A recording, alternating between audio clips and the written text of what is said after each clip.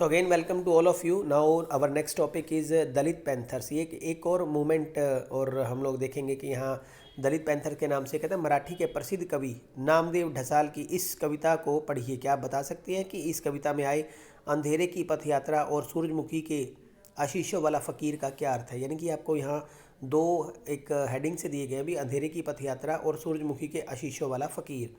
अंधेरे की पथ यात्रा से संकेत है कि दलित समुदाय की ओर किया गया, यानी कि अंधेरे की पथ यात्रा का मतलब है कि कौन अंधेरे की तरफ जा रहे हैं, तो दलित समुदाय की ओर यहाँ बताया गया है।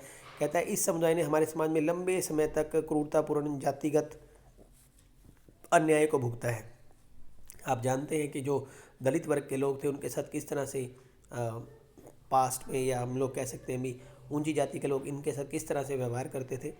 कवि ने इस समुदाय के मुक्तिदाता डॉक्टर अंबेडकर को इंगित करने के लिए सूरजमुखी के आशीषों वाला फ़कीर पद का प्रयोग किया। यानी कि अगर हम दूसरा हेडिंग देखें कि सूरजमुखी आशीषों वाला फ़कीर जो है वो डॉक्टर अंबेडकर के लिए प्रयोग किया गया है। महाराष्ट्र के दलित कवियों ने 70 के दशक में अनेक ऐसी कविताएं लिखी।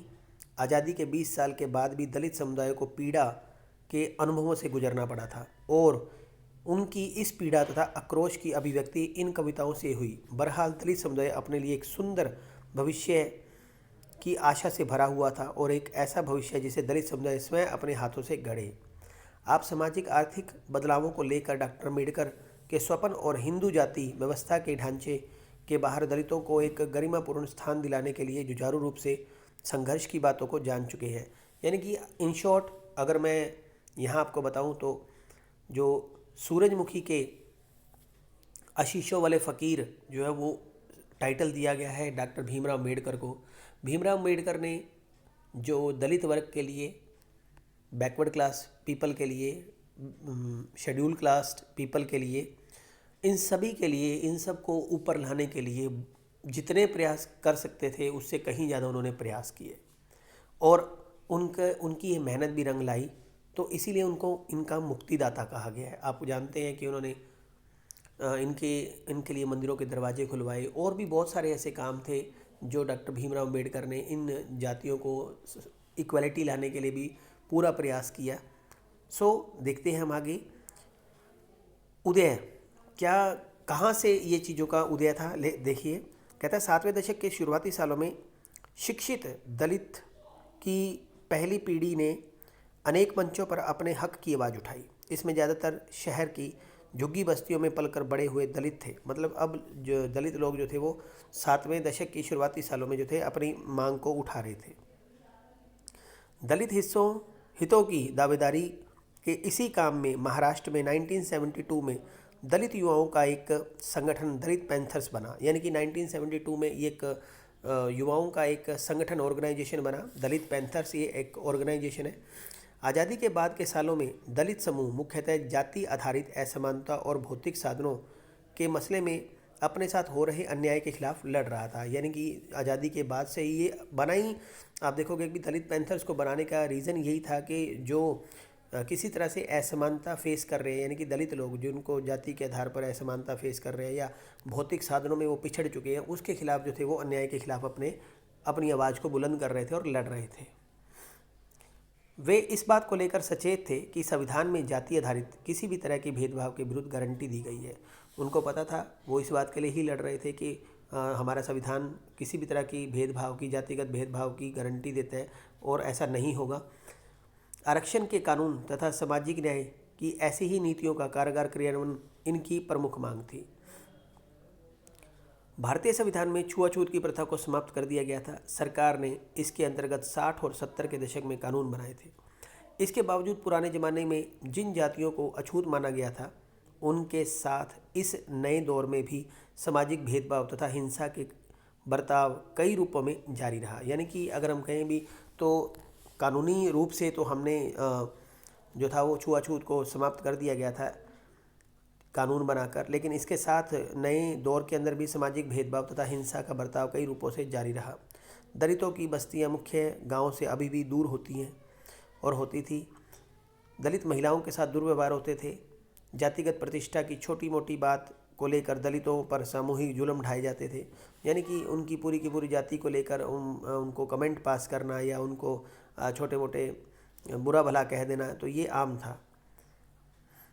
दलितों के सामाजिक और आर्थिक उत्पीड़न को रोक पाने में कानून की व्यवस्था नाकाफ़ी साबित हो रही थी। दूसरी तरफ दलित जिन राजनीतिक दलों का समर्थन कर रहे थे, जैसे कि रिपब्लिकन पार्टी, अब आप देखोगे कि किसी तरह कई इन्होंने ना केवल ऑर्गेनाइजेशन बनाई, जब इन्हें लगा भी इनकी ऑर्गेनाइजेशन भी जो है वो कि कहीं ना कहीं फेल साबित हो रही हैं, तो इन्होंने कुछ पार्टीज़ के साथ भी अपना समर्थन दिया, कुछ पार्टीज़ को अपने साथ लेकर चले, जैसे कि Republic party of India.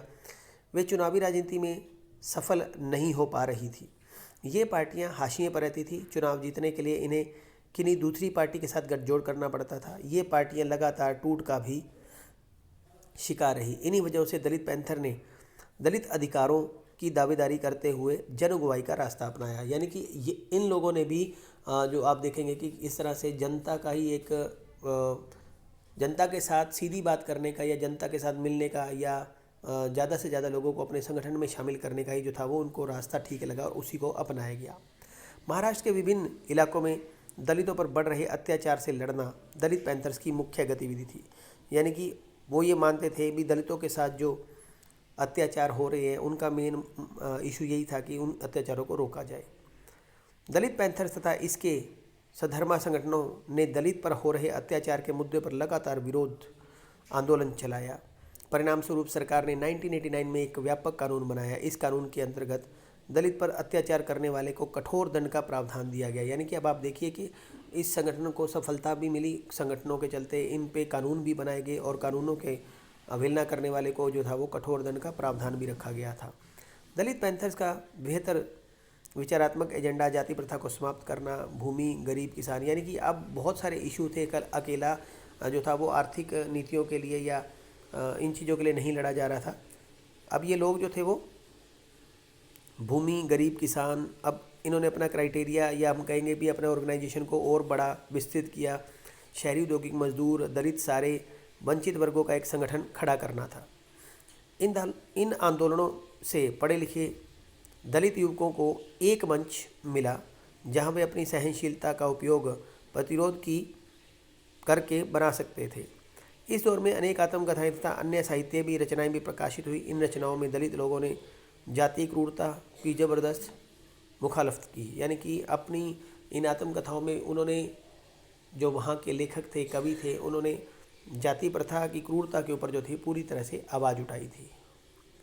Bharatiya Samaj में सबसे दबे कुचले जीवन के रूप में इन रचनाओं में दर्ज थे। इन रचनाओं में मराठी भाषा के साहित्य में ज़बरदस्त हिलोरें उठी। यानी कि मराठी जो साहित्य था और मराठी भाषा या मराठी रचनाओं में इनके बारे में बहुत ज़्यादा लिखा गया। साहित्य का दायरा अब ज़्यादा विस्तृत हुआ, उसमें समाज के विभिन्न वर्गों की नुमाइंदगी शामिल हुई। यानी कि समाज के विभिन्न वर्ग जो थे वो भी अब दलितों के साथ आकर खड़े हो गए थे, आप कह सकते हो उसमें।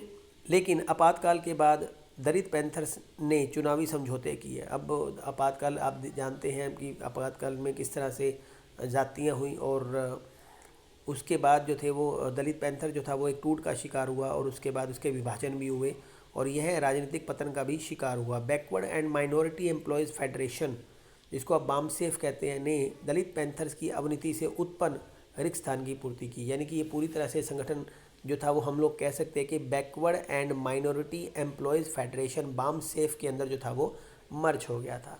आगे हम देखेंगे द मोस्ट इम्पोर्टेंट टॉपिक जो है वो भारतीय किसान यूनियन है, BKU जिसको शॉर्ट फॉर्म में कह देते हैं, उसके बारे में हम देखेंगे अगले वीडियो में।